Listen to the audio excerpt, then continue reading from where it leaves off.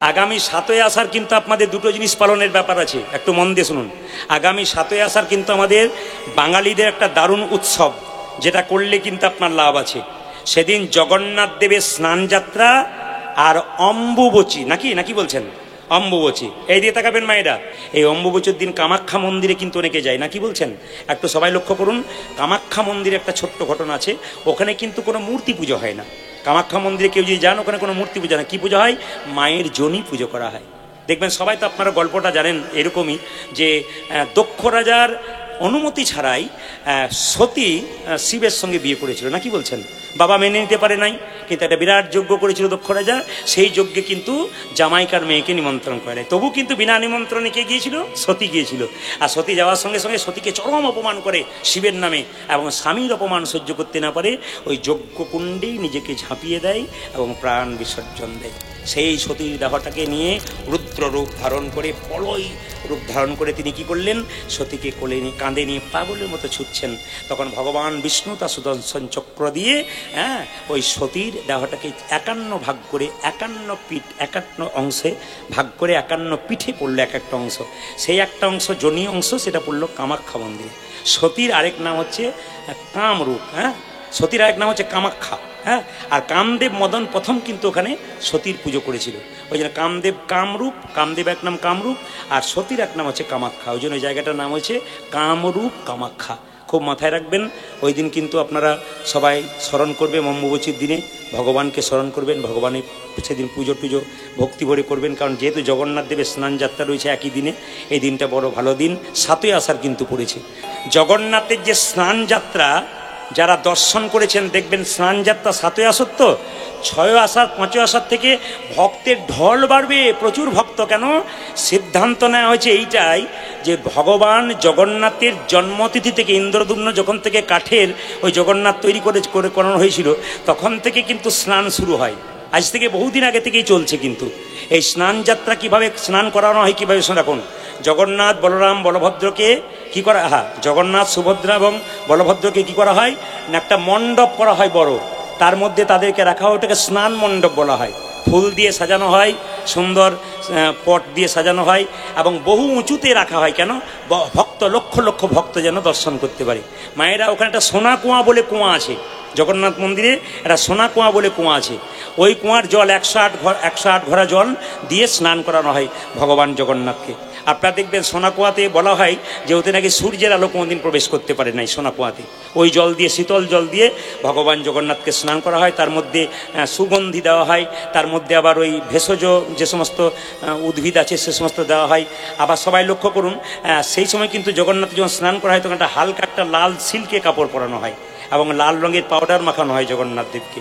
এবং 14 দিন কিন্তু জগন্নাথ দেব বেরোয় না। কেন বলুন তো? জগন্নাথের নাকি সর্দি জ্বর হয় সেই সময়, এ কথা প্রচলিত আছে। তাই আপনাদের কাছে নিবেদন রইল, জগন্নাথ 14 দিন পরে আবার তিনি গুন্ডিচা মন্দিরে নাকি মাসির বাড়ি যায়। এই যাওয়ার আশাটাকে সোজা রথ এবং উল্টো রথ বলা হচ্ছে।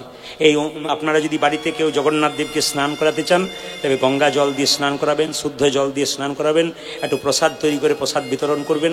যেদিন 7ই আষাঢ় অম্বুবচীর দিন, খুব মাথায় রাখবেন মায়েরা, সবাই মিলে বলুন জগন্নাথ দেব কি। আচ্ছা, জগন্নাথের চোখগুলো গোল না জগন্নাথ চোখগুলো পটল চেরা? জোরে বলুন যারা দেখেছেন। যে ঘুমাচ্ছে সে বলুন কোনটা? পটল চেরা নাকি? গোলটা কেন বলুন তো? জগন্নাথ দেব বলতে চাইছে, আমি জগতের নাথ। মানে কি?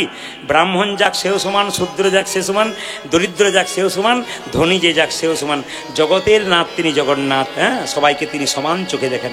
তাই সবাই লক্ষ্য করুন মায়েরা, যত শুনবেন তত মনে হবে আরও শুনবো। আজকে যে লীলাটি গাইব, লীলাটি গাইবার আগে বলে রাখি, নারী যদি নারীর মতো হয় পুরুষ ওপরে ওঠে, নারী যদি আনারী হয় পুরুষ নিচে নেমে যায়। নারী ছিল কে? পদ্মাবতী, জয়দেবকে গোবিন্দ চরণ পাইয়ে দিয়েছিল। নারী ছিল কে? রামী, রজকিনীর মেয়ে হয়ে চণ্ডীদাসকে পদকর্তা তৈরি করেছিল। নারী ছিল কে?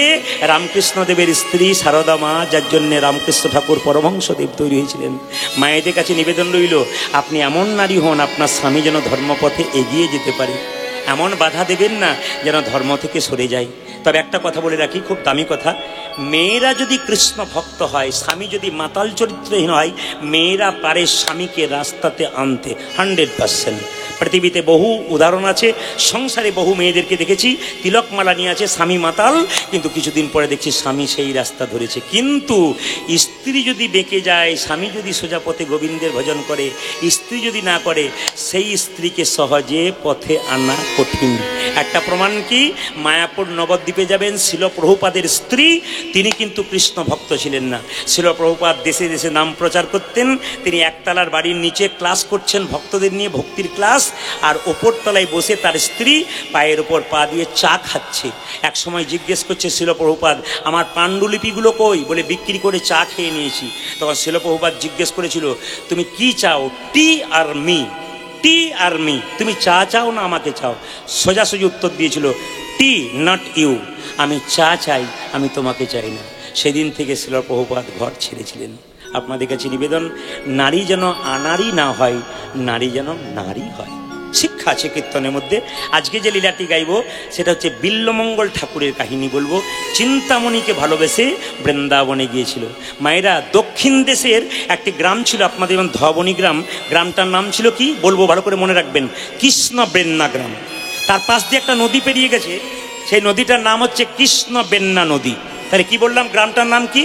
কৃষ্ণবেন্না গ্রাম। পাশ দিয়ে একটা নদী পেরিয়ে গেছে, সেই নদীটার নাম কৃষ্ণবেন্না নদী। সেখানে একজন ব্রাহ্মণ বাস করে, তার নাম হচ্ছে শিবশঙ্কর রায়, মনে থাকবে যেন। তার স্ত্রীর নাম কি? ভবানী দেবী। মায়েরা, গাড়ি বাড়ি টাকা পয়সা ধন দৌলত সব থাকবে, একটা জিনিস না থাকলে সংসারে কোনো লাভ নাই। কি বলুন তো, যদি কোনো সংসারে মায়ের কোলে সন্তান না নাচে, তবে সে মায়ের জীবনে কোনোদিন আনন্দ হয় না। গাড়ি বাড়ি টাকা পয়সা থাকলো, সন্তান না থাকলে সংসার অন্ধকার হয়ে যায়। ভবানী দেবী প্রত্যেকটি দেবদেবীর মন্দিরে যায়, কিন্তু ভগবানের কাছে এত ডাকে, সন্তান পায় না। পাড়ার মেয়েরা বলল, ভবানী, সোমবার দিন যে দেবতার পুজো হয়, পরম বৈষ্ণব 12 জনের মধ্যে বৈষ্ণবানাং যথা শম্ভো। নদীদের মধ্যে শ্রেষ্ঠ গঙ্গা, আর বৈষ্ণবদের মধ্যে শ্রেষ্ঠ তিনি, তার কাছে যা। সোমবার দিন পুজো হয়। মায়েরা, সোমবার দিন কার পুজো হয়? মা কালীর পুজো হয়, শিব পুজো হয়। যাক, ভাগ্যে আপনারা এসেছিলেন, আমি জানতে পারতাম না শিব পুজো হয় নাকি। আচ্ছা, সবাই মাথায় কাপড়টা নিন। ভবানী দেবী সোমবার দিন কি করেছে? দেবতার মন্দিরে গিয়ে বেলপাতা দিচ্ছে শিবলিঙ্গে। আপনার সোমবার দিন বেলপাতা তোলেন? তোলেন তো? সোমবার দিন যারা বেলপাতা তোলেন তারা অন্যায় করেন। আগের দিন বেলপাতা তুলে জলে ভিজিয়ে রাখতে হয়, সোমবার দিন দিতে হয়। আপনি দেবতার মন্দির পরিক্রমা করবেন 3 বার, ভগবানের মন্দির পরিক্রমা করবেন 4 বার, শিবলিঙ্গ পরিক্রমা করবেন অর্ধেক বার, মানে হাফ বার। কীরকম? এটা ধরুন শিবলিঙ্গ, অভিষেকের জলটা এইদিকে যাচ্ছে, আপনি এখান থেকে ঘুরতে ঘুরতে এখানে এলেন, আবার এখান থেকে এখানে এলেন, পেরিয়ে গেলেন না, পেরিয়ে গেলে পূর্ণ হয়ে গেল, এটাকে হাফ বার, অর্ধেক বার বলা হয়। শিবলিঙ্গ কিন্তু অর্ধেক বার পরিক্রমা করতে হয়। মন দিয়ে শুনবেন যে যেখানে বসে আছেন। শিবের তত্ত্ব ছোট্ট করে আমি বলে দিলাম, একটু মন দিয়ে শুনবেন। যখনই ভবানী দেবী বেলপাতাটা দিয়েছে আর ভক্তি ভরে যে না আঁচলটা পেতেছে, শিবলিঙ্গ থেকে একটি বেলপাতা ভবানী দেবীর আঁচলে পড়েছিল। আর আঁচলে পড়ার পর থেকে 1 মাস পরেই ভবানী দেবীর গর্ভে সন্তান এলো। সেই সন্তানটার নাম রাখবে কি? বিল্বমঙ্গল ঠাকুর। শুধু আপনাদের সামনে বলতে চাই, অনুকূল ঠাকুরের ভক্ত কারা কারা আছেন, শিষ্য কারা আছেন? হাত তুলুন। বাহ, এতজন এখানে আছেন, হাত তুলুন। পরম প্রেমময় অনুকূল ঠাকুর বলেছেন, শিক্ষা মুখে আছে ব্যবহারে নাই, সে শিক্ষার মুখে মারো ছাই। অনুকূল ঠাকুর বলেছেন, পেটের মধ্যে বাচ্চা থাকলে মেয়েদের কয়েকটা নিয়ম পালন করতে হয়। ঠাকুরের কথা, পরম প্রেমময় ঠাকুরের কথা। তিনি বললেন কি কি? প্রথম নিয়ম হচ্ছে, বলছে এরোপ্লেন, আজকে মহাপুরুষের জন্ম হচ্ছে না কেন? রামকৃষ্ণ ঠাকুর নেই, বিবেকানন্দ নেই, রবীন্দ্রনাথ নেই, কেন জন্ম হচ্ছে না? এখন কেন ভালো ছেলে জন্ম পাচ্ছি না আমাদের সমাজে? কই রামকৃষ্ণকে পাচ্ছি না, বিবেকানন্দকে পাচ্ছি না, কাউকে পাচ্ছি না কেন? আসলে তিনি বলছেন যে এরোপ্লেন সব জায়গায় ওড়ে, সব জায়গায় নামে না, এয়ারপোর্ট যেখানে সেখানে নামে। মহাপুরুষের আত্মা ঘুরে বেড়াচ্ছে, কিন্তু ঠিকমতো প্ল্যাটফর্ম পাচ্ছে না। আপনাদের প্ল্যাটফর্মগুলো আপনারা ঠিক রাখুন, আপনাদের সন্তান নিশ্চয়ই কৃষ্ণ ভক্ত হবে, মহাপুরুষ হবে। একটু নিয়মগুলো জেনে নিন। তিনি বলতে চাইছেন যে মেয়ের পেটে বাচ্চা, এদিকে দিকে, যে মেয়ের পেটে বাচ্চা থাকবে সে প্রতিদিন স্নান করে ভগবানের মন্দিরে প্রণাম করবে আর প্রার্থনা করবে, ছেলে হোক আর মেয়ে হোক যেন কৃষ্ণ ভক্ত সন্তান হয়। মায়েরা কিছু চাইবেন তবে পাবেন, চুপথাপ থাকলে হবে না, কিছু চাইতে হবে। তুলসী মন্দিরে জল দিয়ে 4 বার পরিক্রমা করবেন। আচ্ছা, শ্রীমদ্ ভাগবত গীতা পড়বেন। আপনাদের কাছে নিবেদন রইল, ভালো লাগুক আর না লাগুক খাও একটু তিতা। মহাজনের কথা, ভালো লাগুক আর না লাগুক খাও একটু তিতা, ইচ্ছা করুক আর না করুক পড়ো একটু গীতা। গীতা পড়েছিল কে? মহাত্মা গান্ধী। গীতা পড়েছিল কে? নেতাজি সুভাষচন্দ্র। গীতা পড়েছিল কে? ফাঁসির গলায় ফাঁসির দড়ি নিয়েছিল তিনি কে? ক্ষুদিরাম বসু। তিনি যখন মৃত্যুবরণ করছেন তিনি হাসছেন, আমরা সবাই কেঁদেছিলাম। যারা তখন বেঁচে ছিল তারা কেঁদেছিল, কেন? তিনি চলে যাচ্ছেন বলে। তিনি গীতা পড়েছেন, গীতার সারমর্ম তিনি বুঝেছেন যে দেহের মধ্যে প্রাণ আছে। মায়েরা, এই দেহের মধ্যে প্রাণ আছে, দেহটার মৃত্যু হয়, আত্মাটার মৃত্যু হয় না। আপনাদের ভালো করে বুঝিয়ে দিয়ে যাই, ডক্টর পঞ্চানন ভট্টাচার্য একটা বই আছে জগৎ ও আমি, তাতে পরিষ্কার করে লেখা আছে মানুষ মরে গেলে দুটো লক্ষণ দেখলে বুঝবেন উনি স্বর্গে গেলেন না নরকে গেলেন। ডক্টর পঞ্চানন ভট্টাচার্যের বই থেকে আমি এইটুকু পেলাম। তিনি বললেন যে কেউ যদি মৃত্যুর সময় মুখটা বিভৎস হয়ে যায়, ভয়ঙ্কর হয়ে যায়, মায়েরা বলে না, বাবা রে দেখতে গেলাম গো লোকটা মরেছে, 2 দিন আমার ঘুম হয় নাই, মুখটা ভয়ঙ্কর, উনি নরকে যাচ্ছেন। আপনার মৃত্যুর সময় যদি মনে হয় আপনি ঘুমাচ্ছেন, তাহলে আপনার মনে হবে আপনি স্বর্গে যাচ্ছেন। কেন না আপনাকে মনে হবে যেন আপনি ঘুমিয়ে আছেন, আপনি স্বর্গে যাচ্ছেন। মৃত্যুর সময় মুখ বিকৃত হবে না। যারা অ্যাক্সিডেন্টের কথা বললাম না, এই মৃত্যু সাধারণ মৃত্যুতে যাদের হয়, হ্যাঁ, তাদের কিন্তু মুখটা যদি বিকৃত হয়ে যায় তাহলে বুঝবেন উনি নরকে যাচ্ছেন। মুখ যদি সুন্দর থাকে, ঘুমাচ্ছে মনে হচ্ছে, তাহলে উনি কিন্তু স্বর্গে যাচ্ছেন। কর্ম হোক ভালো, জন্ম যেখানে হোক, দেখবেন আপনি মৃত্যুর সময় ঘুমাবেন। আর একটা কথা হচ্ছে যে মৃত্যুর সময় এই ধবনী গ্রাম থেকে যখন নিয়ে যাওয়া হচ্ছে, বলো হরি হরি বল বলে, লোকে যদি বলে লোকটা খুব ভালো ছিল গো, খুব কৃষ্ণ ভক্ত ছিল, দশচক্রে ভগবান, উনি যাচ্ছেন কোথায়? না উনি যাচ্ছেন স্বর্গে। আর আপনার মৃত্যুর পর যদি বলে লোকটা খুব দুষ্ট ছিল, বদমাইশ ছিল, বেটা গেল ভালো হলো, এই গ্রামটা শান্তি পেল, জানবেন ইনি যাচ্ছেন নরকে। এই জন্য আপনাদেরকে বারবার বলবো, জন্ম হোক যথাতথা, কর্ম হোক ভালো। কর্মের ওপরে জন্ম হয়, একটা প্রমাণ দেখে নিন। আমি কথার মানে বললাম, ধবনীতে আজকে 2টো বাচ্চার জন্ম হয়েছে, এই পাড়া একটা ওই পাড়া একটা। একটা বাচ্চা সোনার চামচ মুখে নিয়ে বড় লোকের বাড়িতে জন্ম নিল, আর একটা বাচ্চা গরিবের বাড়িতে জন্ম নিল। তাহলে বাচ্চা দুটো তো কোনো এ জন্মে কোনো কর্মই করে না। একজন ভিখিরির ঘরে আর একজন ধনীর ঘরে জন্ম নিল কেন? পূর্বজন্মের কর্ম ফল অনুযায়ী ধনীর ঘরে আর একজন ভিখারির ঘরে। এবার এখানে জন্ম নিয়ে যে যেমন কর্ম করবে, পরের জন্মে তার সেরকম জন্ম হবে। এই জন্য বারবার বলবো, মানুষ কুলে জন্ম পেয়েছো, অন্তত ভালো কর্ম করো, যেন যাবার সময় তোমার পথ সুন্দর হয়ে যায়। আপনাদের গ্রামের ছেলেদের নাম নিশ্চয়ই ভগবানের নামের সঙ্গে আছে। বলে কি বলবেন, গত পরশু যেখানে গাইছিলাম সামনে 2টো ছেলে বসছিল, জিজ্ঞেস করলাম তোদের নাম কি রে? বলছে আমরা 2 ভাই, আমার নাম আপেল, ওর নাম আঙ্গুর। বললাম তোর বাবাকে আর ফলের দোকানে যাবার দরকার হবে না। কি নাম রেখেছে দেখুন, আপেল আর আঙ্গুর। নাম যত দিন যাচ্ছে, মায়েদের কাছে নিবেদন রইল, কিছু মনে করবেন না। অজামিল ছিল চোর, মাতাল, চরিত্রহীন। ছেলের নাম রেখেছিল তার স্ত্রী নয়, একজন বৈষ্ণব সাধু বাবা। বলে যে তোমার পেটে বাচ্চা আছে, তুমি সেবা করেছো মাই, আমি তোমার ছেলের নাম দিয়ে গেলাম নারায়ণ, এর নাম রাখবে নারায়ণ। মায়েরা, অজামিল যখন মৃত্যুর সময় নর্দমায় পড়ে গিয়েছিল, নারায়ণ বলে ডেকেছিল। অজামিলের জায়গা কোথায় হয়েছিল গো? জোরে বলুন। বৈকুণ্ঠ হয়েছিল। আমি আপনাদের ছেলে মেয়েদের নাম কৃষ্ণ বিষ্ণু রাখতে বলছি। এই যে দেখান, কৃষ্ণ বিষ্ণু, কৃষ্ণ 10 বার ডাকবেন, 1 বার গালাগাল দেবেন, 9 বার তো ভালোভাবে ডাকবেন, আপনার নাম ডাকা হয়ে যাবে। কিন্তু যত দিন যাচ্ছে সিরিয়ালের দিকে নাম রাখছেন, নাট, ভল্টু, পল্টু, সল্টু, কত রকমের নাম হচ্ছে আর কি আজকালকার দিকে। নাম রাখুন কৃষ্ণ বিষ্ণু নারায়ণ, দেখবেন লাভ আছে। ও মায়েরা, পেটে বাচ্চা থাকাকালীন অনুকূল ঠাকুর একটা কথা বলেছেন, যেটা আমার বাদ চলে গেছে। কি না, মহাপুরুষদের বদন দর্শন করতে হয়। স্নান করে মহাপুরুষদের বদন দর্শন করতে হয়। কেন বলুন তো? এই জন্য দর্শন করতে হয়, মনোবিজ্ঞানীরা বলছেন পেটে যদি বাচ্চা থাকে, বারবার মহাপুরুষের বদন দর্শন করে প্রণাম করলে মহাপুরুষের ভাব তার সন্তানের মধ্যে কিছুটা বর্তায়। এটা মহাজনরা বলেছেন বা মনোবিজ্ঞানীরা বলেছেন। এই জন্য আপনাদের কাছে নিবেদন রইল, এমনি এমনি ভালো বাচ্চা জন্ম দেবেন না, কিছু ভালো কাজ করবেন, তবে ভালো বাচ্চা জন্ম দেবেন। বিধির বিধান কেউ খণ্ডন করতে পারে না। নাম রাখলো কি? বিল্লমঙ্গল। মায়েরা, বিল্লমঙ্গল যখনই জন্ম নিল, তাকান, বিধি লিখে দিয়েছে 5 বছর পর তোর মাতৃবিয়োগ হবে। যখন 4 বছর বয়স হয়ে গেল বিল্লমঙ্গলের, তখন তার মা যক্ষা রোগ হয়ে গেল। মায়েরা, খক খক করে কাছে ফোঁটা ফোঁটা রক্ত বেরোয়। বিল্লমঙ্গল একদিন জিজ্ঞেস করে, মা তোমার মুখ থেকে এটা কি বেরোলো? মা চিৎকার করে বলল, খোকা ওটা পরপারে যাবার নিমন্ত্রণ পত্র। বিল্লমঙ্গল গলা জড়িয়ে ধরে বলল, মা তুমি কোথায় যাবে?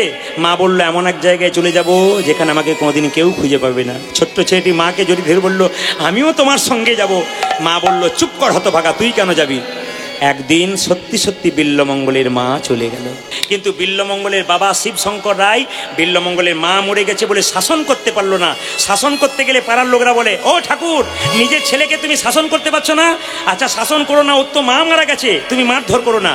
পাছে লোকে কিছু বলে, শিবশঙ্কর তাকে মানুষ না করে অমানুষ করে তুললো, আদর দিয়ে দিয়ে মাথায় তুলে দিল। এক সময় তার 20 বছর বয়স হলো। কতকগুলো ছেলে বলল, এই বিল্ল, বলে কি কৃষ্ণবেন্না নদীর ওপারে যাবি? বলে কেন? একটা পতিতালয়ে সুন্দরী মেয়ে এসেছে, তার নাম চিন্তামণি, একবার দেখতে যাবি? মায়েরা, ওটা ভালো বলুন আর খারাপ বলুন, কতগুলো অসৎ ছেলের সঙ্গে মিশে যে না বিল্লমঙ্গল চলে গেল পতিতালয়ে, চিন্তামণিকে দেখতে পেল আর চিন্তার সঙ্গে প্রেম হয়ে গেল। আচ্ছা মায়েরা, কিছু মনে করবেন না, এই যে আস্তে আস্তে এই যে চিন্তামণির সঙ্গে প্রেম হয়ে গেল, চিন্তামণিটাকে আগে জানতে হবে। এই চিন্তামণি কি সত্যি পতিতাবৃত্তি করে? না, করে না। প্রমাণ কি? না, চিন্তামণি জন্মের পরে তার বাবা মা মরে গিয়েছিল। কাকা কাকিমার কাছে বড় হলো, যখন 16 বছর বয়স হলো, গ্রামের জমিদার বলল, চিন্তাকে ধরে নিয়ে আয়, শিকালের মতো ছিঁড়ে খাবো ওর দেহটাকে। চিন্তা দেখলো যে আমার দেহটাকে ছিঁড়ে খাবে। ওই জমিদার চিন্তা ছুটে চললো কোথায়? কৃষ্ণবেন্না নদীর পারে। একবারে জলের মধ্যে ঝাঁপ দিয়েছে মৃত্যুবরণ করবে বলে। ওখানে পতিতালয়ের মেয়েরা স্নান করতে এসেছিল। চিন্তাকে ধরে বলল, তোর নাম কি? আমার নাম চিন্তা, আমাকে ছেড়ে দে, আমি মরবো। কেন মরবি? জমিদার আমার দেহটাকে ছিঁড়ে খাবে। পতিতা মেয়েরা বলল, চিন্তা নেই। বলে কেন? তোর নাম চিন্তা, তোর চিন্তা নেই। আমরা পতিতাবৃত্তি করি, তুই আমাদের মেয়ের মতো, চল তোকে ওখানে গিয়ে রাখবো। মা যেমন মেয়েকে কাছে রাখলে কাউকে আঁচক দিতে দেয় না, সেরকম আমরা কথা দিলাম তোকে পতিতালয়ে রাখবো, কিন্তু আমরা দেহ বিক্রি করব, তোর শরীরে কেউ আঁচক দিতে পারবে না। এই চিন্তামণি পবিত্র জীবন যাপন করেছিল। চিন্তামণি পতিতালয়ে থাকতো বলে পতিতাবৃত্তি করেনি মা। সবাই লক্ষ্য করুন, সেই চিন্তামণির সঙ্গে যখন প্রেম হয়ে গেল, তখন হঠাৎ করে গ্রামের লোকেরা শিবশঙ্করকে বলল, ও ঠাকুর, এই ছেলের দিকে নজর দিয়েছো? বলে কেন? তোমার ছেলে না ওই পতিতালয়ে যাওয়া আসা করে, যদি বন্ধ করতে না পারো তোমাকে আর তোমার ছেলেকে গ্রাম থেকে তাড়িয়ে দেবো। বাবা শিবশঙ্কর বিল্লমঙ্গলকে ডেকে বলল, বিল্ল, তুই নাকি পতিতালয়ে যাস? তখন বাঁশ মোটা হয়ে গেছে, এক কানে শুনলো, এক কানে বের করলো। শোন বাবা, গায়ত্রী মন্ত্র জপ কর, ভগবানের ভজন কর, তুই ব্রাহ্মণ কুলে জন্ম নিয়েছিস, জানতে এই কাজগুলো কর। এক কানে শুনলো, এক কানে বের করে দিল। এক সময় বিল্লমঙ্গলের বাবা মারা গেল। বিল্লমঙ্গলের কত বছর বয়সে বিল্লমঙ্গলের বাবা মারা গেল মায়েরা? বিল্লমঙ্গলে যখন 20 বছর বয়স, তখন বিল্লমঙ্গলের বাবা মারা গেল। কিছু মনে করবেন না মায়েরা, যে যেখানে বসে আছেন। আমি একটু আগে বললাম, কেউ যদি মারা যায়, দেহটা মারা যায় না আত্মা মারা যায়? জোরে বলুন। যে ঘুমাচ্ছে সে বলুন, কোনটা মারা যায়? কোনটা মারা যায়? দেহ মারা যায় না আত্মা মারা যায়? জোরে বলুন। দেহটা মারা যায়। আচ্ছা ভাগবত কি বললো দেখুন, এইদিকে দেখান। আমাদের শরীরে 9টা ছিদ্র আছে। এই 9টা ছিদ্র দিয়ে আমাদের প্রাণ বেরোয়। ছিদ্রগুলো একটু গুনবেন। 2টো কানের ছিদ্র, 2টো চোখের ছিদ্র, 2টো নাকের ছিদ্র, 1টা মুখ ছিদ্র, নিচের দিকে উপস্তবং পায়ু, প্রস্রাব পায়খানাটা। এই 9টা দ্বারে আমাদের প্রাণ বেরোয়। শাস্ত্র বলছে এই 7টা দরজা দিয়ে যদি কারো প্রাণ বেরোয়, তাহলে তিনি গেলেন ঊর্ধ্বগামী, মানে ভগবানের কাছে। আর নিচের দিকে যদি কারো প্রাণ বেরোয় মৃত্যুর সময়, তাহলে আপনার দেহটা গেল নিম্নগামী। প্রমাণ দেখুন। ধরুন কেউ পায়খানা করেছে, মৃত্যুর সময় প্রস্রাব করেছে, শাস্ত্র বলছে উনি নিম্নগামী, মানে উনি গেলেন নরকগামী।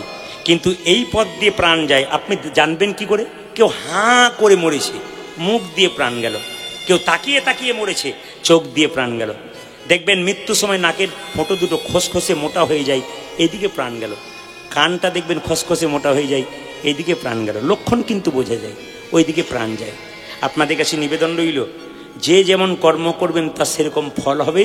বিল্লমঙ্গলের বাবা যখন মারা গেল, অসচ অবস্থায় বিল্লমঙ্গল প্রত্যেক দিন চিন্তার কাছে যায়। কিন্তু চিন্তা চিৎকার করে বলল, ঠাকুর, তোমার বাবা মারা গেছে, তুমি অসচ অবস্থায় আমার কাছে এসেছো? ঠাকুর, এই দেখো, কালকে তোমার বাবার শ্রাদ্ধ, কাল যদি তুমি এসো না, আমি বিষ খেয়ে আত্মহত্যা করবো। বিল্লমঙ্গল চিন্তার হাত দুটো ধরে বলল, চিন্তা, ছোটবেলায় আমার মা মারা গেছে, এখন আমার বাবা মারা গেল, তুমি ছাড়া পৃথিবীতে আমার কেউ নাই। লোকে যতই কলঙ্ক দেখ, তুমি আমার ইহকাল, তুমি আমার পরকাল, তুমি যদি মরে যাও আমি কি নিয়ে বেঁচে থাকবো?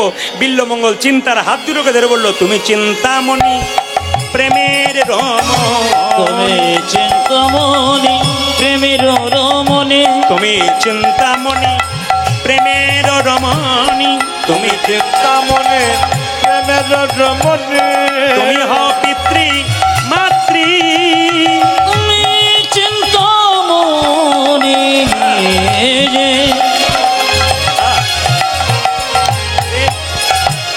প্রেমের রমণী, তুমি হও পিতৃ মাতৃ। সন্ধ্যা যাজন তোমারি ভোজন, সন্ধ্যা যাজন তোমারি ভোজন, সন্ধ্যা যাজন তোমারি ভোজন, ত্রিশঙ্খ যোজন তোমারি ভোজন, তুমি বেদ মাতা গায়ত্রী, আমার ত্রিশঙ্খ যোজন তোমারি ভোজন, তুমি বেদ মাতা গায়ত্রী। তুমি ছাড়া আর কেউ নাই আমার, তুমি ছাড়া আর কেহ নাই আমার, তুমি ছাড়া আর কেউ নাই আমার, তুমি ছাড়া কেউ নয় আমার। তুমি আমার পিতৃ মাতৃ, তুমি ছাড়া আর কেউ নাই ওগো তুমি যেমন পিতৃমাতৃ, তুমি ছাড়া আর কেউ নয় আমার। তুমি আমার পিতৃমাতৃ, ওগো তুমি ছাড়া আর কেউ নয় আমার। তুমি আমার ওগো পিতৃমাতৃ, তুমি ছাড়া আর কেউ নয় আমার। তুমি ছাড়া আর কেহ নাই আমার, তুমি বেদ মাতা গায়ত্রী। জোরে বলুন রাধা রানী কি, শ্যাম সুন্দর কি, মদন মোহন কি। বিল্লমঙ্গলের বাবার আজকে শ্রাদ্ধ কাজ, কালকে কথা দিল চিন্তাকে, তোমার মাথায় হাত দিয়ে কথা দিলাম আগামীকাল আসবো না, যদি চলে আসি তুমি যেন মরো না। কথা দিল, বিল্লমঙ্গল বাড়ি ফিরে এলো। মায়েরা সবাই লক্ষ্য করুন, বিল্লমঙ্গলকে ব্রাহ্মণ শ্রাদ্ধ সারাচ্ছে তার বাবা। সবাই এখানে তাকাবেন আমার দিকে, মাথায় কাপড়টা নেবেন। কেন? বিল্লমঙ্গলে বাবার শ্রাদ্ধ সারানো হচ্ছে। কিভাবে শ্রাদ্ধ সারাচ্ছে একটু উরুদ হয়ে দেবেন। বিল্লমঙ্গলকে বলছে ব্রাহ্মণ, বল বিল্ল কি? নমো বিষ্ণু, নমো বিষ্ণু, নমো বিষ্ণু, নমো বিষ্ণু, নমো বিষ্ণু, নমো বিষ্ণু, নমো বিষ্ণু, নমো বিষ্ণু, নমো বিষ্ণু, নমো বিষ্ণু, নমো বিষ্ণু, নমো বিষ্ণু, নমো বিষ্ণু, আচমন করছে নমো বিষ্ণু, নমো বিষ্ণু, নমো বিষ্ণু, নমো বিষ্ণু, নমো বিষ্ণু, নমো বিষ্ণু, নমো বিষ্ণু, নমো বিষ্ণু, নমো বিষ্ণু। যেই না নমো বিষ্ণু নমো বলছে, তখন বিল্লমঙ্গল বলছে নমো চিন্তামণি, নমো চিন্তামণি। এই, তোর বাপের সাধ্য রইল, তুই বিষ্ণু চিন্তা না করে তুই চিন্তা করছিস। ব্রাহ্মণ রেগে চলে গেল, ক্লান্ত হয়ে উপবাস শরীরে শুয়ে পড়েছিল। মাঝরাত্রিতে মনে পড়লো চিন্তার কাছে একদিন যায়নি, মানে কতদিন যায়নি। মাঝরাতে বিল্লমঙ্গল যখন মাঝরাত্রিতে উঠেছে, চিন্তামণির কাছে যাবে নদী পার হয়ে, তখন দেখতে পেল আকাশে প্রচন্ড মেঘ, বজ্রপাত, বিদ্যুৎ। চিন্তা চিন্তামণি,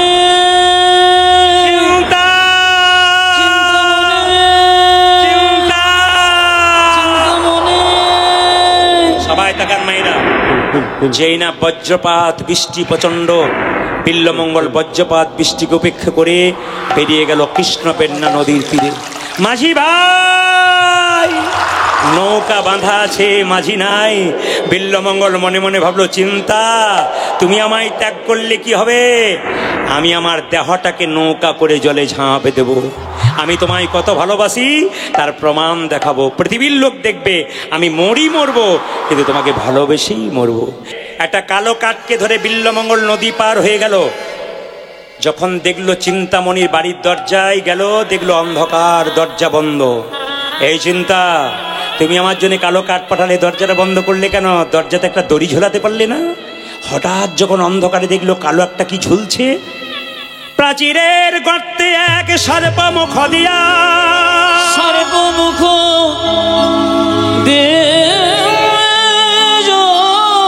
লঙ্ঘিত হইয়া আছে লেজ ঝুলিয়া,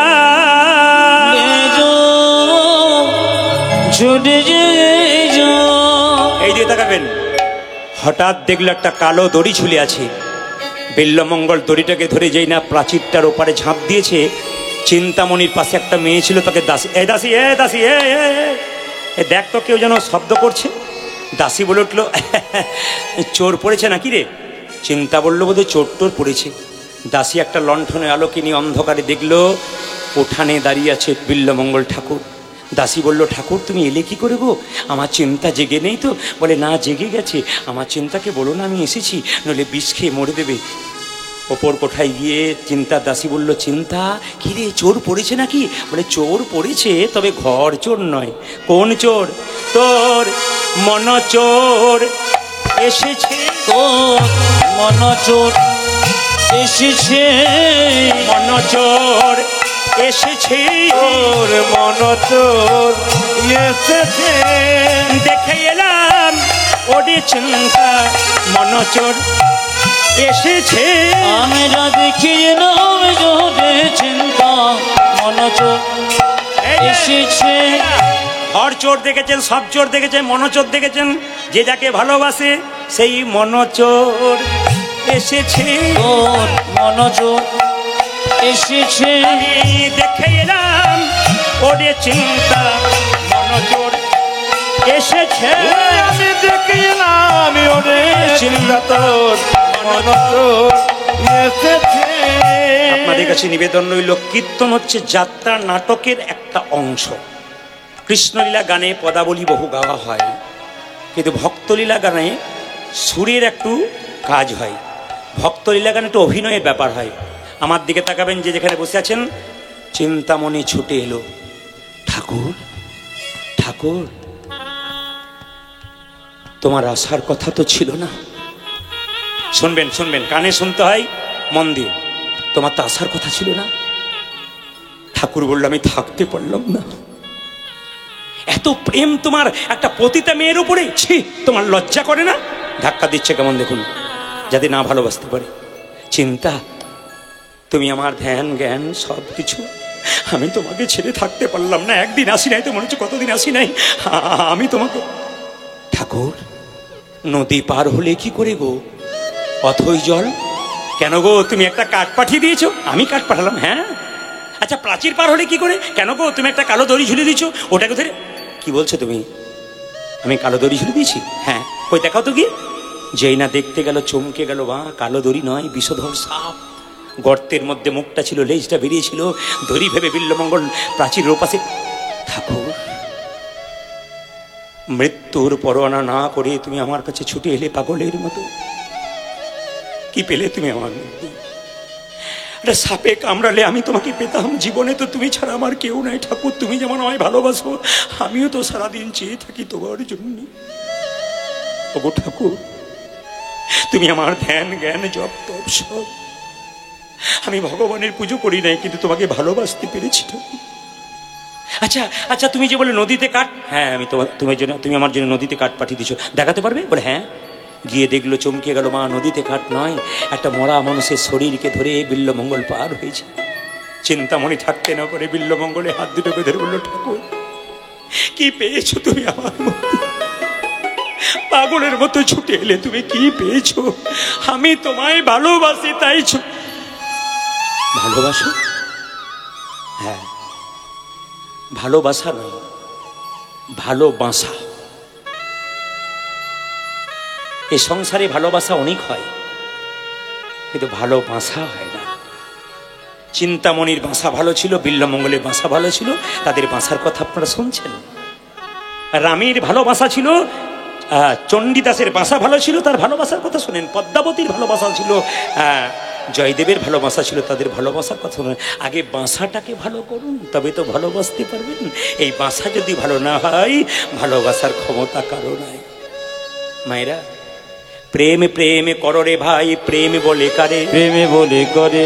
প্রেম জানতো মা যশোদা, মা যশোদা, যে প্রেমে গোপাল হয়েছিল বাধা, হয়েছিল বাধা। যে প্রেমে গোপাল বইয়েছিল পিতানন্দের বাধা। এ জগতের প্রেম কেবল চুলোচুলি করে মরে। মায়েরা, এ জগতের প্রেম কেবল চুলোচুলি করে মরে। ভক্ত আর ভগবানের প্রেম এমনই প্রেম, একজন ভক্ত একজন ভক্তকে জড়ায়ে জরাজে জরাজে ধরে। মায়েরা, ভগবানের প্রেম এরকম নাম কীর্তন শুনতে শুনতে পাশে কোনো ভক্ত পেলে তাকে জড়িয়ে জড়িয়ে ধরে। বিল্লমঙ্গল বলল, চিন্তা, তুমি কি বলতে চাইছো? ঠাকুর, সত্যি যদি আমাকে ভালোবাসো, আমার কথা যদি রাখো, আমার মাথায় হাত দিয়ে কথা দাও, আমি যা বলবো তাই শুনবে। কি আমায় তুমি ভুলে যাও? না না, বলো না। চিন্তা, তুমি এমন মনে করে আমায় বলো চিন্তা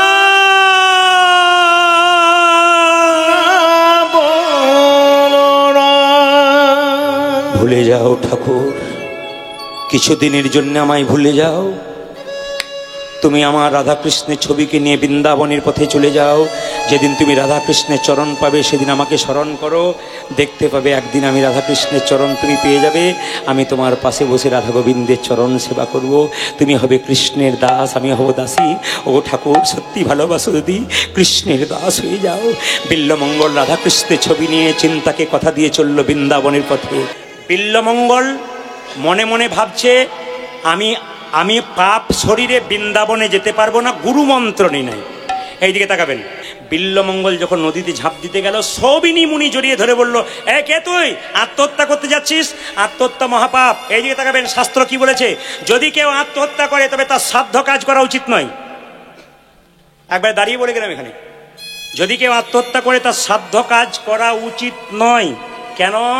তাকাবেন, আপনি যে বাড়িতে বাস করছেন যদি ভাড়া বাড়ি হয়, ওই বাড়িটা ভাঙার অধিকার আপনার নাই, ওই বাড়িটা নষ্ট করবার অধিকার আপনার নাই। যিনি ওই বাড়ির মালিক তিনি করতে পারেন, আপনার অধিকার নাই। তাহলে আপনি যে দেহ বাড়িটা পেয়েছেন ওটা আপনি নিজে নিজে নষ্ট করছেন, ওটা অধিকার তার। আপনি কেন আত্মহত্যা করবেন? আপনার আত্মা কোনোদিন শান্তি পাবে না, ঘুরে ঘুরে যাবে, দেহ ধারণ করতে পারবে না। আপনাদের একটা কথা বলতে চাই, বড় বড় মহাজনের কথা, যদি মনের মধ্যে কোনো দুঃখ থাকে, যন্ত্রণা থাকে, দু জায়গায় বলবেন। পাড়া প্রতিবেশীকে বলবেন না, আপনার দুঃখ যন্ত্রণা ছড়িয়ে দেবে। কাকে বলবেন মা? এক গুরুচরণে, এক গোবিন্দ চরণে। গুরুর কাছে বলো, গুরু বাবার মতো তোমার দুঃখের কথা কাউকে বলবে না, বরং সমাধান করবে। আর যদি গুরু কাছে না থাকে, গোবিন্দের মন্দিরে দুফোঁটা চোখের জল ফেলো, গোবিন্দ তোমার সব কথা শুনবে। এই দুটো জায়গা কিন্তু খুব মাথায় রাখবেন। যদি কারো মনের মধ্যে টেনশন হয়, তবে একটা কথা বলি, আপনার বাড়িতে আপনাকে কেউ দেখতে পাচ্ছেন, অশান্তি করছেন, আপনি আত্মহত্যা করবেন না। কার জন্য আত্মহত্যা করতে যাবেন আপনি? আপনি কার যাবেন? আপনি আপনার বাবা মায়ের যাবেন। আপনার বাবা মা কাঁদবে, এরা কাঁদবে না। আপনার বাবা মাকে আপনাকে কষ্ট করে মানুষ করেছে, আপনি আত্মহত্যা করে যাবেন এদের জন্য। কেন করবেন আপনি? এরা তো দিব্যি আনন্দে থাকবে, আপনি কেন করবেন? আপনি দূরে কোথাও বাস করুন শান্তিতে, তবু আত্মহত্যা করবেন না। আত্মহত্যা করা মহাপাপ। যদি কেউ আত্মহত্যা করে তবে তার সাধ্য কাজ করতে নাই। কেন? একটা ছেলে যদি 22 বছর বয়সে আত্মহত্যা করে, সে সংসারের সঙ্গে বেইমানি করে। বাবা মা কষ্ট করে মানুষ করলো, তারপর তুমি আত্মহত্যা করে দিলে, তার মানে কি তুমি বেইমানি করলে। তোমার আত্মার কার্য করা উচিত নয়, সাধ্য কাজ করা উচিত নয়, শাস্ত্র বলছে। তবু আমরা করি কেন? মনটাকে মানানোর জন্য। আপনাদের কাছে নিবেদন রইল, বাবা যে যেখানে আছেন, যখনই বিল্লমঙ্গলকে সবনী মুনি বললে, এক কাজ কর, দীক্ষা নিয়েছিস? বলে না। কে তোকে বৃন্দাবনে পাঠালো? বলে চিন্তামণি। ওই তো তোর আসল গুরু রে, ওই তো তোর আসল গুরু। তবে আয় তোকে দীক্ষা দিয়ে দিই। কানে কানে বলল, বল বিল্ল, কৃষ্ণ কৃষ্ণ কৃষ্ণ কৃষ্ণ কৃষ্ণ কৃষ্ণ কৃষ্ণ কৃষ্ণ কৃষ্ণ কৃষ্ণ কৃষ্ণ কৃষ্ণ কৃষ্ণ কৃষ্ণ। উলধ্বনি উলধ্বনি।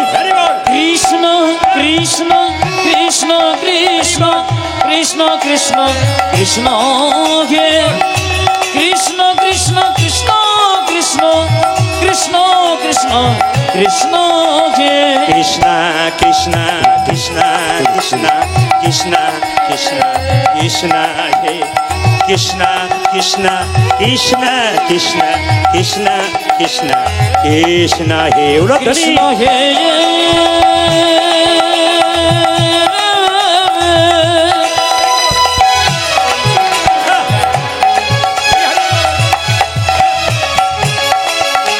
কৃষ্ণ হে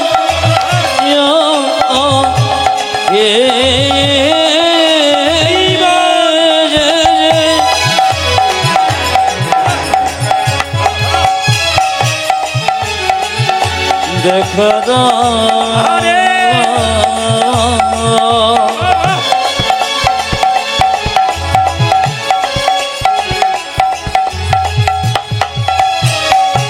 কৃষ্ণ কৃষ্ণ হে কৃষ্ণ কৃষ্ণ হে কৃষ্ণ কৃষ্ণ হে কৃষ্ণ। বিল্লমঙ্গল বৃন্দাবনে চললো। আপনারা সবাই দর্শন করবেন, বিল্লমঙ্গল বৃন্দাবনে যাবে। তার আগে বলুন, বৃন্দাবন ধাম কি? আচ্ছা বাবা, আপনারা সবাই ধবনী থেকে এসেছেন, ধবনীর পাশাপাশি গ্রাম থেকে এসেছেন। আপনাদের একটা নিবেদন জানাই, আপনারা বেশ এখানে ভক্ত হয়ে বসে আছেন। আমি ঈশ্বরের কাছে প্রার্থনা করব, আপনার গাড়ি বাড়ি টাকা পয়সা হোক আর না হোক, বাড়িতে বাড়িতে একটা করে কৃষ্ণ ভক্ত সন্তান হোক। আমি প্রার্থনা করে গেলাম ধবনীতে প্রতি বাড়ি বাড়ি যেন একটা করে কৃষ্ণ ভক্ত সন্তান জন্ম নেই। এখন বিল্লমঙ্গল বৃন্দাবনে চললো আর গাইতে গাইতে চলছে। সবাই হাত তুলে আমার সঙ্গে চলুন। কৃষ্ণ কেশব, কেশব, চলুন বৃন্দাবনে যাই, বৃন্দাবনে। কৃষ্ণ কেশব, কেশব, কৃষ্ণ। তবে আপনাদের আসরে এসছি না বলে যেতে পারছি না, আমার বাবা রয়েছে বলে বলতে পারছি না। অনুমতি দিলে আমি বলবো, বলি মানে বলি, একটু বলি। দু চারজন মেয়েরা কিন্তু কীর্তন শুনছে আপনাদের, কিন্তু কৃষ্ণ আসলে কোনো কোনো ছেলে কীর্তনে পরে বলে, বাবা বলে কি মাদুলি টাদুলি নাই? বলে কেন? বিয়ের পরে স্ত্রী আমার দিকে তাকায় না খালি। বললাম তোমার বিয়েতে ক্যামেরাম্যান ছিল? বলে হ্যাঁ ছিল। বলে ওই গন্ডগোলটা করেছে। বলে কোথা গন্ডগোল করেছে? না, বিয়ের সময় যখন মালা বদল হয়, কিছু মনে করবেন না, মালা বদলের সময় একটা নিয়ম আছে, কি বলুন তো? মেয়েটি দেখবেন শুভ দৃষ্টি হয়, মালা যখন বদল করে তখন মেয়েটি স্বামীর দিকে অধবদনে তাকিয়ে মালাটা বদল করে, মালাটাকে দেয়, মানে তখন স্বামীর দিকে আবার তাকানো দরকার আছে। খুব সুন্দর ভক্তি করে তাকাতে যাচ্ছে, তখন ক্যামেরাম্যান এই দিকে তাকান।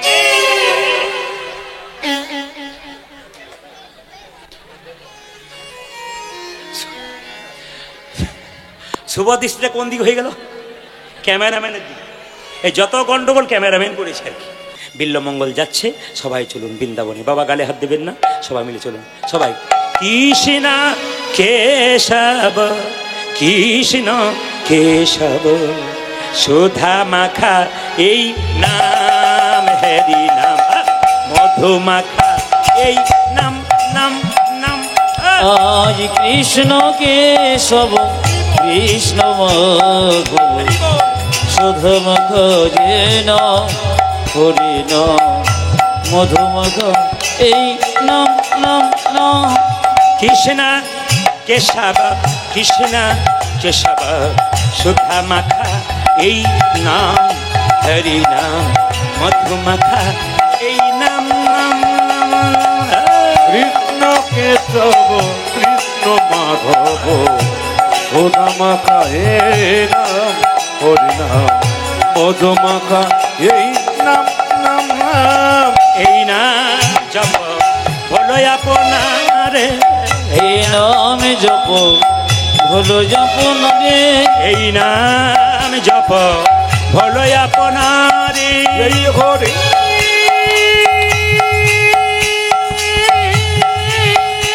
নিতাই গৌর হরি হরি।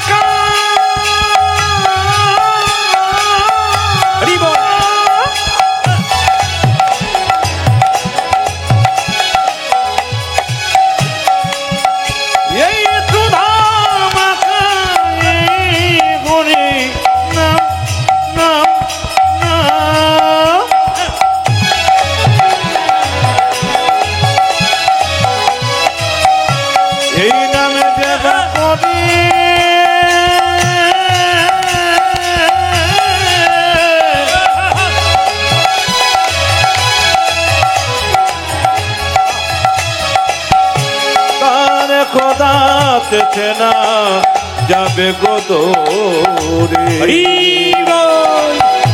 এই মধুমাখানা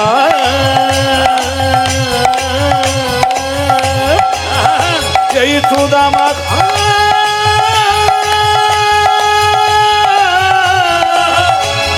হরি নাম, এই নাম জপ হলো আপনারে, এই নাম জপ হলো আপনার, এই নাম জপ হলো জপন রে। দূরে যাবে তিসা প্রেম পারাবার, এই নাম জপ হলো আপনারে, পুরী যাবে কিষান প্রেম পারাবারে, জপ জপরে জপরে জপরে রসন জপরে জপরে জপরে রসন জপরে জপরে জপরে রসন জপরে জপরে জপরে রতন সুধা মাখা এই নাম হরি নাম মধু মাখা এই নাম নাম নাম নাম নাম উলধরি কৃষ্ণ কেশব কৃষ্ণ হরি নাম মধুমাখ এ নাম যে হরি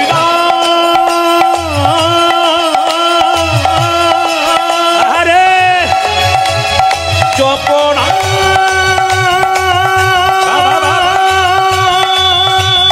হরি জয় কৃষ্ণ কৃষ্ণ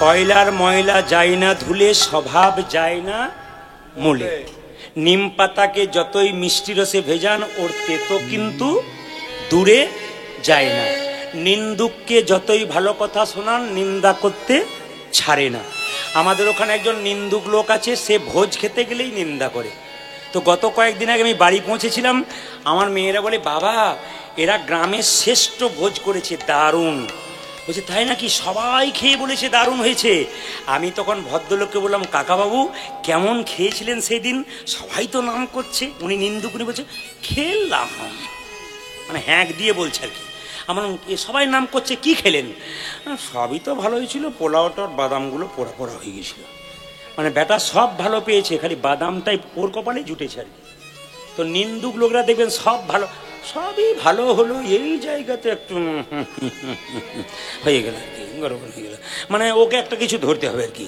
এরকম ব্যাপার হয় তা আপনাদের কাছে নিবেদন রইল যে যেখানে বসে আছেন নিম পাতাকে যতই মিষ্টি রসে ভেজান তার তেতো কিন্তু কোনোদিন দূর হয় না মায়েরা সবাই তাকান বিল্লমঙ্গল যখন বৃন্দাবনে যাচ্ছে তখন বণিকের স্ত্রী তার নাম কি গো বণিকের স্ত্রী তার নাম অহল্যা সে মাথায় কাপড় দিয়ে জল নিয়ে বাড়ি ফিরছিল আসলে সতী নারী তো মায়েরা যারা ঘুমাচ্ছেন না তাকিয়ে আছেন তারা তাক শুনে রাখুন সতী নারী বলে কাকে সকালবেলায় ঘুম থেকে উঠে স্বামীকে প্রণাম করে যে আপনারা কে কে প্রণাম করেন একবার হাতটা তুলে দেখান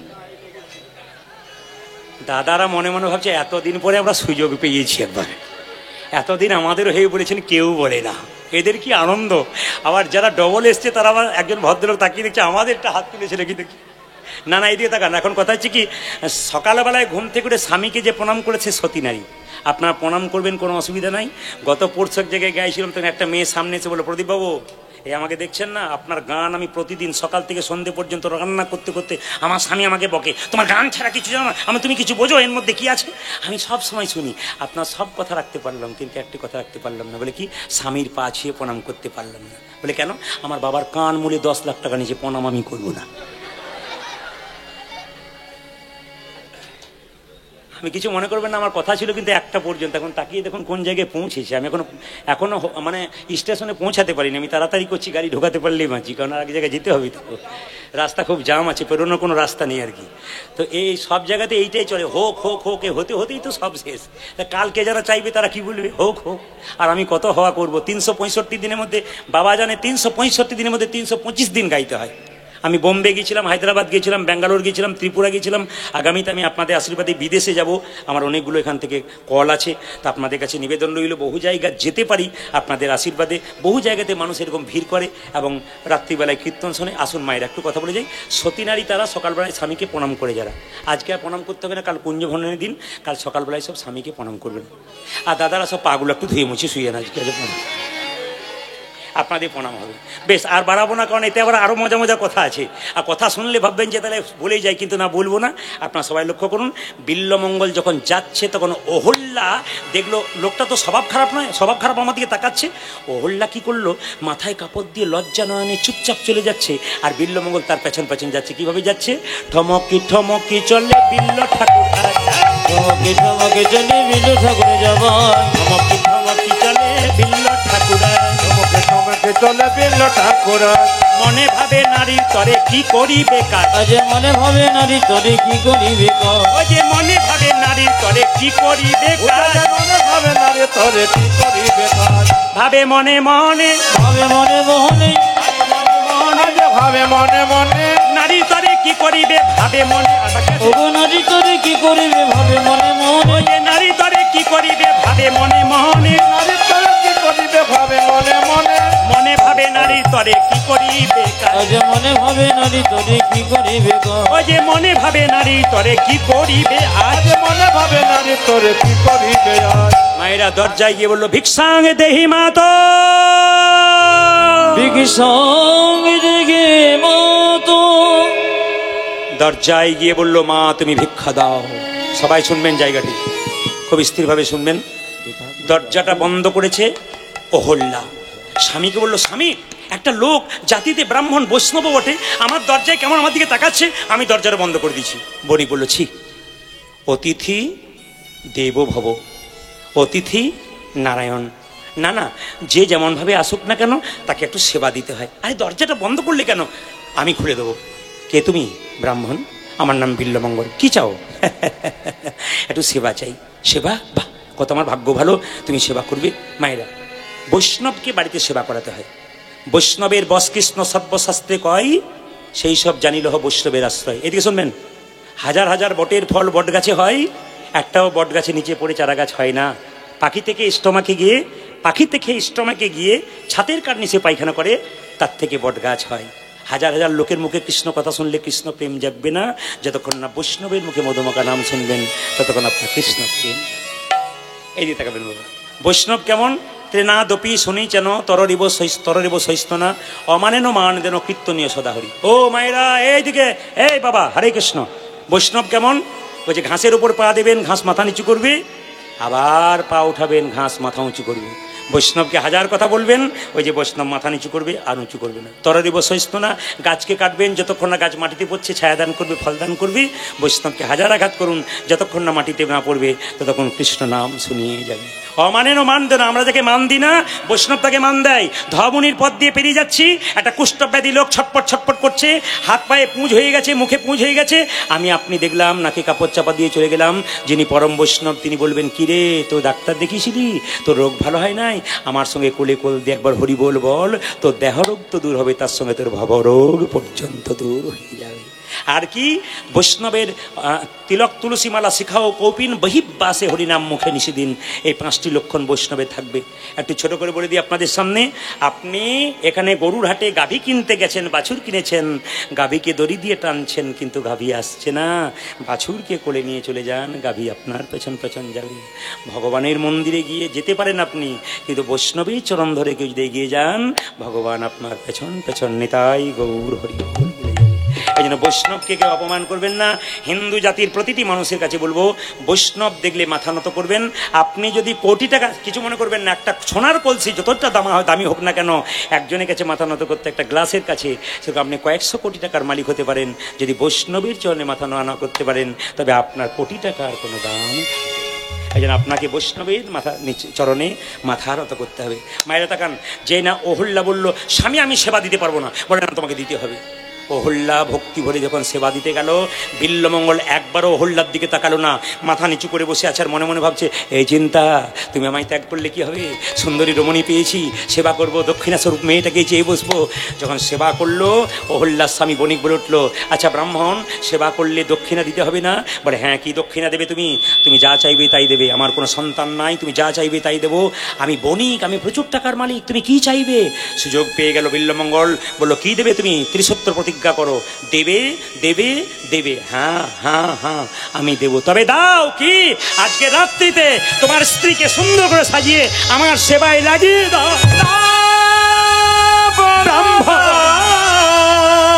তুমি কি বললে ব্রাহ্মণ? তুমি কি বললে আমায়? তুমি কি বললে? বলো না। তুমি কি শোনালে আমাকে? না না, আমি এটা মেনে নিতে পারবো না। বিল্লমঙ্গল বলে উঠলো, শোনো, ব্রাহ্মণ মুখে একবার যা বলে অভিশাপ লেগে যায়। তুমি সেবা দেবো বলেছে, আমি যা চেয়েছি তাই তোমাকে দিতে হবে। যে তুমি না দাও, তোমার স্ত্রী স্মৃতির সিন্ধুর হাতের শাখা সব চলে যাবে, তুমি ভস্ম হয়ে যাবে, তোমার মৃত্যু হবে, তোমার স্ত্রী বিধবা হয়ে যাবে। দরজার আড়ালে দাঁড়িয়ে শুনছিল অহল্যা। স্বামীর কাছে এসে বললো, স্বামী কি, আমার এই স্মৃতির সিঁদুরটা কার জন্যে? আমার জন্য। হাতের শাখাটা কে দিয়েছে গো? আমি দিয়েছি। আচ্ছা আচ্ছা, আমার হাতে নোয়াটা কে পরিয়ে দিয়েছি? আমি। আমার মাথায় কাপড় কে দিয়েছি? আমি। স্বামী, মেয়েদের সবচাইতে পরম ধন যদি স্বামী হয়, তবে একটা নিবেদন রইল, আমার স্মৃতির সিঁদুর হাতের শাখা রক্ষা করার জন্য তুমি যদি অনুমতি দাও, আমি ব্রাহ্মণের সেবায় লাগবে। মায়েরা, সতী নারীর লক্ষণ এইরকম। আমি আপনাদের বলতে চাই, আমি আপনাদের সুন্দর করে বলতে চাই, চাণক্য পণ্ডিত একটা কথা বলেছিলেন, প্রভাতে স্ত্রী প্রসঙ্গত, এই দিয়ে দেখান, প্রভাতে স্ত্রী প্রসঙ্গত, দ্বিপহরে দ্যুতক্রিয়া, আর রাত্রে চোর প্রসঙ্গত।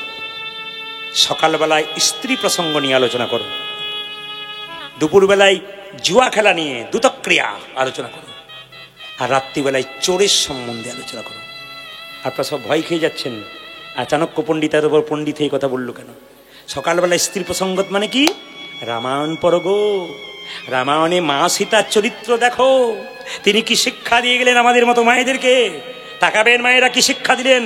রামচন্দ্রের বাবা দশরথ রাজা, তার শ্বশুর মশাই জনক রাজা। সীতাকে একটা মেয়ে বলেছিল, সীতা তুই বনবাসে যাবি কেন? বলে কেন? তোর শ্বশুর মশাই রাজা, তোর বাবা রাজা, এই সম্পদ ছেড়ে তুই বনে যাবি কেন? তখন সীতা বলেছিল, কোনো অপমান করেনি মেয়েটিকে, মা সম্পদে কিবা কাম, সম্পদ মম নব দুর্বাদল ঘন শ্যাম। এত বড় ত্যাগের কথা সীতার কাছে শিখতে হয়, এত বড় ত্যাগের কথা, প্রতিভক্তির কথা সীতার কাছে শুনতে হয়। সীতার কথা যত শুনবে তত তোমার জীবন পরিবর্তন হবে। সীতাকে দেখে তুমি অনেক কিছু শিক্ষা পাবে। বড় বড় পণ্ডিতের কাছে বসো, বড় বড় গান শোনো, বড় বড় কথা শোনো, দেখবে সীতা চরিত্র শুনলে মায়েদের জীবন পরিবর্তন হবে। সকালবেলায় স্ত্রীর প্রসঙ্গাত ভোরবেলায়, আর দুপুরবেলায় দ্যুতক্রিয়া মানে মহাভারতের কথা আলোচনা করবো, যেখানে দ্যুতক্রিয়া আলোচনা করা আছে। আর সন্ধ্যাবেলায় রাত্রিবেলায় চোর প্রসঙ্গাত। কোন চোর? এই চোর নয়, জগতের চোর। কে? ভগবান শ্রীকৃষ্ণ। তিনি ইন্টারন্যাশনাল চোর। এই দিকে তাকাবেন, তিনি ইন্টারন্যাশনাল চোর। মায়েরা, এই জগতে কেউ যদি চুরি করে, কিছু নিয়ে যায়, কিছু রেখে যায়, কিন্তু গোবিন্দ চোর যদি কারো ঘর একবার চুরি করে, তবে তাকে পথের কাঙালে করিবে। ভগবান কেমন চোর দেখো। মায়েরা বলে না ছেলেগুলোকে, যার ছেলে যত লড়াই তার ছেলে তত খায়, তুই বড় ছ্যাঁচড়া বটিস। যার ছেলে যত খায় তার ছেলে তত লড়াই। মায়েরা বলেন না তুই বড় ছ্যাঁচড়া। এই ভগবানের 6 চোর থেকে ছ্যাঁচড়া। ভগবান 6টা পদ্ধতি চুরি করেছিলেন। কি? বৃন্দাবনের প্রসিদ্ধ নবনীত চরং, বৃন্দাবনের নবনী চুরি করেছিল। আর কি? গোপীগণাং দুকুলস্য চুরং, গোপীদের বসন চুরি করেছিল। রাধে কায় হৃদয়স্য চুরং, রাধারানীর হৃদয় চুরি করেছিল গো। আর কি? মেঘ শ্যামলকান্তিং মেঘ চুরং মানে কি? মেঘের বর্ণটাকে চুরি করেছিল। পলাশিতাং সর্বস্ব চুরং, যে তোমার নাম লয় তার সব কিছু চুরি করে তাকে পথের ভিখারি করে দাও। সাধু জনম পাপ তাপহরং, সাধুদের পাপ তাপ সব কিছু তুমি হরণ করে নাও। ওই জন্য ভগবান হচ্ছে ইন্টারন্যাশনাল চোর। ছোট করে আপনাদের বলে দিয়ে যাই, একটু মন দিয়ে শুনুন ভগবান কেমন চোর ছিল। মায়েরা, ব্রজগোপীরা এত নবনী রাখতো, কিন্তু গোবিন্দের বাড়িতে এত নবনী, তবু গোবিন্দ কিন্তু নবনী চুরি করতে যেত। কেন চুরি করতে যেত? গোবিন্দের কি নবনীর অভাব? কিন্তু গোবিন্দ কেন চুরি করতে যেত নবনী? একটাই কারণ, ব্রজগোপীরা নবনীগুলো তুলে দিয়ে বলতো, হে নবনী তুমি গোবিন্দ সেবায় লেগো। আচ্ছা বলুন তো, যে নবনীকে গোবিন্দের নামে নিবেদন করেছে, গোবিন্দকে সেই নবনী সেবা না করে থাকতে পারে? আমার দিকে তাকান মায়েরা, ভগবান ইন্টারন্যাশনাল চোর কেমন? এইদিকে তাকান। একদিন নালিশ করতে এসছে যশোমতির কাছে ব্রজগোপীরা। যশোদে বলে কি, চোরের মায়ের বড় গলা, তোর ছেলের দিকে নজর রেখেছিস? বলে কেন? তোর বাড়িতে এত নবনী, তুই বলিস খুব খাই। ওই তো কেমন খাই বোঝা যাচ্ছে, আমাদের নবনী চুরি করে চলে আসে। যশোমতি বলছে, শোন, কিছু মনে করবি না, আগে উত্তর দে। তোরা ঘরে থাকিস না, আমার ছেলে নবনী চুরি করে নেই? এক কাজ করবি, কি করে আমার ছেলে নবনী চুরি করে? বলছে, আমরা যখন বাড়িতে কাজ করি বাড়ির বাইরে, তখন তোর ছেলে কি করে জানিস? তোর ছেলে তখন সব গাভীগুলো দড়িগুলো খুলে দেয়, আর বাছুরগুলোতে দুধ পান করতে থাকে, আর আমি যখন এই গাভীগুলোকে বাঁধতে যাই, সেই ফাঁকে তোর ছেলে নবনী চুরি করে চলে যায়। বলছে, এমন চালাক আমার ছেলে? বলছে, তাহলে এক কাজ করবি, যে ঘরে নবনী রাখবি অন্ধকার করে দিবি, ঢুকতেই পারবে না। বলছে, তোর গোপালকে যদি অন্ধকার ঘর করা যায় বাবা, তোর গোপাল যে ঘরে ঢুকে যায় সে ঘর যে আলো হয়ে যায়। হরি বল। কারো যদি হৃদয় মন্দিরে কৃষ্ণ নাম জাগে নাই, যদি এখানে একবার ঢুকতে পারে হৃদয় মন্দির আলো হয়ে যায়। আচ্ছা এক কাজ করবি, নমনি রাখবি, শেখাতে রাখবি, শেখাতে তুলে রাখবি। ওই যে তুলে দেখেছি ওতে গন্ডগোল হয়ে গেছে। বলে কেন? তোর গোপাল তো একা আসে না, এর কাঁধে ওর কাঁধে চেপে যখন নাগালে পায় না তখন এইরকম করে বাঁশিতে করে খুঁচে দিনে হা করে দেয়, গড় গড় করে পড়ে যায়। ওই যে তাই নাকি, এত আমার ছেলে চালাক? বলে হ্যাঁ। ওই যে তাহলে এক কাজ করবি, নবনী রাখবি না, হাঁড়িটা ফাঁকা রেখে দিবি, তাহলে যাবে না, বারবার ঘুরে আসবে নবনী না পেয়ে। ওই যে সেটা করে আরো বিপদে পড়েছি। বলে কেন? একদিন দেখতে পাচ্ছি হাঁড়ি ফাঁকা রেখেছি, এক হাঁড়ি জল হয়ে গেছে। বলে বুঝতে পারলাম না। বলে তোর গোপাল হিচি করে দিয়ে চলে গেছে, এক হাঁড়ি জল। তোর গোপাল খুব দুষ্টু রে। ওই যে তাহলে এক কাজ কর, দেখাতে পারবি যে আমার গোপাল চুরি করেছে? একজন ব্রজগোপী বলে, আমি শিক্ষিত ব্রজগোপী, তোদের মতো মূর্খ নয়, আমি গোবিন্দকে ধরে দেখাবো। বাবা, ভগবানকে ভজন করতে গেলে শিক্ষা দীক্ষার দরকার হয় না, ভক্তির দরকার হয়। ভক্ত প্রহ্লাদের ভক্তি ছিল, ভক্ত ধ্রুবের ভক্তি ছিল, কম বয়সে ভগবানকে পেয়েছিল। ভক্তির দরকার হয়। সবাই লক্ষ্য করুন, মায়েরা এদিকে তাকান। একটা শিক্ষিত ব্রজগোপী কি করেছে? অন্ধকার ঘরে নবনীটা তুলে রেখেছে, আর গোবিন্দ যখন নবনীটা এমনি করে একের পর এক কাঁধে চেপেছে, ব্রজগোপী মনে মনে ভাবছে এইবার ধরবো। কি করেছে শুন রাখুন। গোবিন্দ ব্রজগোপী আড়ালে দাঁড়িয়ে আছে, গোবিন্দ নবনী চুরি করবার জন্য একের পর এক কাঁধের উপরে চেপেছে। তখন ব্রজগোপী কি করেছে? একটা ঘণ্টা বেঁধে দিয়েছে হাঁড়ির উপরে।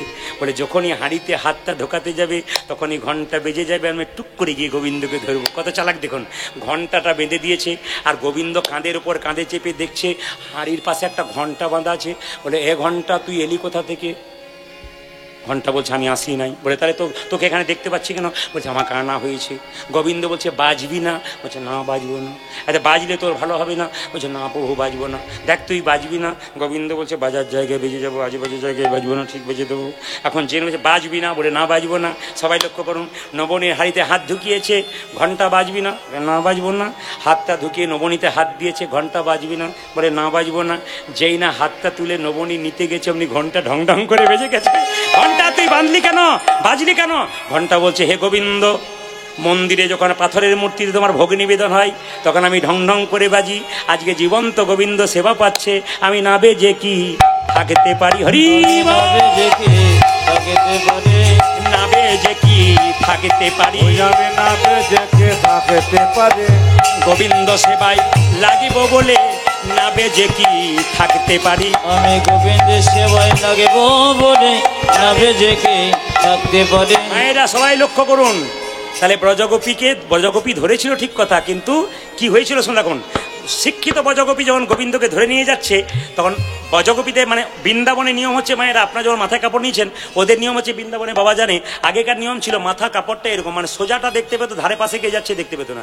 এখন গোবিন্দকে ধরে ধরে নিয়ে যাচ্ছে, তখন সেই ব্রজগোপীর একটা দেওয়ার গোবিন্দ সাইজের ছিল, ও রাস্তা দিয়ে পেরোচ্ছে, তখন ও গোবিন্দ এখন ছুটে চলে গিয়ে ওই দেওয়ারের হাতটা ব্রজগোপীর আঙুলে ধরে দিয়েছে। এ আমরা টানতে টানতে চলছে দেওয়ারকে নিয়ে, আর গোবিন্দ তখন গিয়ে মাকে বলছে মা আমি সুসাইড করবো। বলে কেন? ওই দেখো আমি চুরি করি না, কাকে ধরে নিয়ে আসছে আমার নামে নালিশ করবে। তখন দেওয়ারকে দেখে বলছে দেওয়ার তুই গোবিন্দ তুই দেওয়ার কখন থেকে হলি? মায়েরা সবাই লক্ষ্য করে নিবে, মানে গোবিন্দ ইচ্ছা করলে কি না করতে পারে। আপনাদের কাছে নিবেদন রইল, বিল্লমঙ্গলের দিকে তাকান। বিল্লমঙ্গল যখন বিল্লমঙ্গল যখন তাকান মায়েরা, বিল্লমঙ্গল মাথাটা নিচু করে আছে, অহল্যাকে সুন্দর করে সাজাচ্ছে তার স্বামী। শীতিতে সিঁদুরে পরাইয়ে দিল, নয়নে কাজল পরালো, নয়নে কাজল পরালো, কণ্ঠে দিল সোনার মালা, কণ্ঠে দিল সোনার মালা, সুন্দর করে সাজাইল, সুন্দর করে সাজায়ে মায়েরা অহল্যাকে নিয়ে গিয়ে যখন বিল্লমঙ্গলের কাছে গিয়ে দাঁড় করালো, বিল্লমঙ্গল আর অহল্যা একা দাঁড়িয়ে আছে, তার স্বামী চলে গেছে। অহল্যা কেঁদে কেঁদে ভগবানকে বলছে প্রভু এরকম দশা হবার আগে আমার মায়ের কোলে আমি মরে গেলাম না কেন? আবার পরক্ষণে ভাবছে না তো আমার স্বামীর রক্ষা করার জন্য আমি এই কাজটা করতে এসেছি। কি গো ঠাকুর তাকাচ্ছ না কেন? একবার তাকাও, আমি যে তোমার সেবায় লাগতে এসেছি। ও ঠাকুর দেরি করো না, আমার স্বামী বাঁচবে না, তুমি আমাকে গ্রহণ করো। ও তুমি আমায় গ্রহণ করবে না, তাই আমি চললাম। যেই না চলে যাচ্ছে অমনি বিল্লমঙ্গল বলল দাঁড়াও। যে না দাঁড়ায় পড়েছে, অমনি অহল্যার দিকে যে না তাকিয়েছে, অমনি অহল্যার দিকে তাকিয়ে চমকে গেছে। অহল্যা বলছে, কি আমার দিকে এরকম তাকাচ্ছ কেন? বিল্বমঙ্গল বলছে, তোমার দিকে তাকাচ্ছি কেন জানো? ছোটবেলায় আমার মা মরে গেছে তো, তোমার মুখটাকে দেখে আমার মরা মায়ের মুখটা মনে পড়ে গেল। ও গো আমার মা, মা গো। এ কি, তুই আমায় মা বলে ডাকলি, তুই কি চাস বল? আমার তো কোনো সন্তান নাই। দেবী মা, তবে দাও। কি? কৃষ্ণ ভজনের পথে যাচ্ছিলাম, নয়ন দুটো আমাকে কামিনী কাঞ্চনে মাতিয়েছে, কৃষ্ণচরণ ভুলিয়ে দিয়েছে এই নয়ন দুটো। তোমার মাথায় দুটো কাঁটা ক্লিপ, সোনার কাঁটা আছে, ওই দুটো আমাকে দাও। যেই না হল্লা বুঝতে না পারে সোনার কাঁটা মানে ক্লিপ দুটো দিয়েছে, অমনি বিল্বমঙ্গল নয়নের কাছে নিয়ে গিয়ে বললো, রে নয়ন, তুই আমাকে কৃষ্ণ ভজন থেকে বাধা দিয়েছিস। এই দেখ, এই দেখ, এই দেখ, এই দেখ, আমি মায়ের কাছে আমার চোখ দুটোকে অন্ধ করে দেখি। মাগো তোমার চরণে সপে দিলাম আমার দুটি নয়ন তারা। মাগো তোমার চরণে সবে দিল আমার দুটি নয়ন তারা।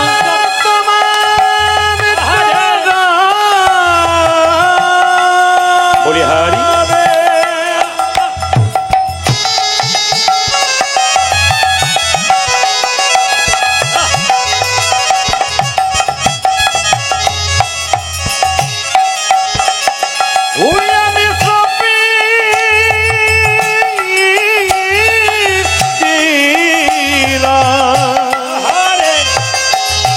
আমার দুটি নয়ন তারা। তুমি আমার মা, ওগো তুমি আমার মা, মা মা, ওগো তুমি আমার মা, ও তুমি আমার মা।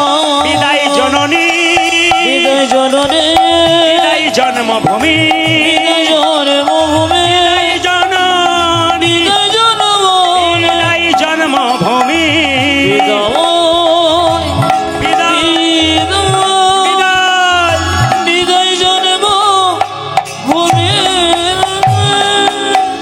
অন্ধনয়নে বিল্বমঙ্গল যেতে যেতে হঠাৎ দেখলো খিদে পেয়ে গেছে। ভগবানকে স্মরণ করলেন। ভগবান গোয়ালার বেশ ধারণ করে কাঁধে দুগ্ধ নিয়ে বিল্বমঙ্গলকে খাওয়ালো। চিনতেই পারলো না ভগবান বটে।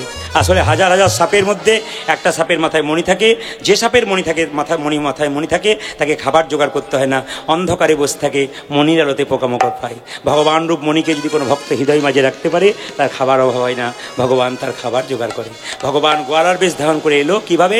কাঁধে লইয়ে দধি ভাণ্ড চলে আমার প্রাণ গোবিন্দ নাচিয়া না উলধ্বনি। আমার কাঁধে ডোজে দধি ভাণ্ড চলি আমার প্রাণে গোবিন্দ নাচি যা নাচি যা। ওজে কাঁধে লইয়ে দধি ভাণ্ড চলে আমার প্রাণ গোবিন্দ নাচিয়া নাচিয়া। ও যে কাঁধে লয়ে দধি ভাণ্ড চলে আমার প্রাণ গোবিন্দ নাচিয়া নাচিয়া। আবার ভালো দই ভালো দই ভালো দই ভালো দই ভালো দই ভালো দই ভালো দই ভালো দই। ওগো নাচিয়া নাচিয়া, ওগো নাচিয়া নাচিয়া, এগো নাচিয়া নাচিয়া, ও নাচিয়া নাচিয়া, ওগো নাচিয়া নাচিয়া, ওগো নাচি নাচিয়া নাচিয়া, নাচিয়া নাচিয়া। ভালো দই ভালো দই ভালো দই ভালো দই বিনামূল্যে বিকাইব ভালো দই ভালো দই। আমি বিনামূল্যে বিকাইব ভালো দই। বিল্বমঙ্গল সে অন্ধনয়নে চলে গেল গোয়ালার বেশে কৃষ্ণের সঙ্গে। কৃষ্ণ বলল, কাকে চাও? বলে, আমি কৃষ্ণকে চাই। বলে, ডান হাতটা কৃষ্ণ বলি দিল বিল্বমঙ্গলের চোখে। বিল্বমঙ্গল দেখলো কৃষ্ণ বসে আছে। বলে, তোমার চিন্তাকে ডাকো। কিছুদিন পর চিন্তা এলো, বিল্বমঙ্গলের পাশে বসলো। একদিকে চিন্তামণি বিল্বমঙ্গল, একদিকে রাধাকৃষ্ণ। তা একটু আমি দুটো মাত্র রাসের পদ গাইব, আপনার মায়ের একটু মাথায় কাপড়টা নিয়ে অনুরোধ হয়ে দিন। ভগবান শ্রীকৃষ্ণকে একটু শয়ন করে দিই, নইলে কাল সকালে বাজা করা যাবে না। আজ রাস জাগরণে নিকুঞ্জ ভবনে এলো আয়লস ভরি, মায়েরা হলো ধ্বনি। রস জাগরণে নিকুঞ্জ ভুবনে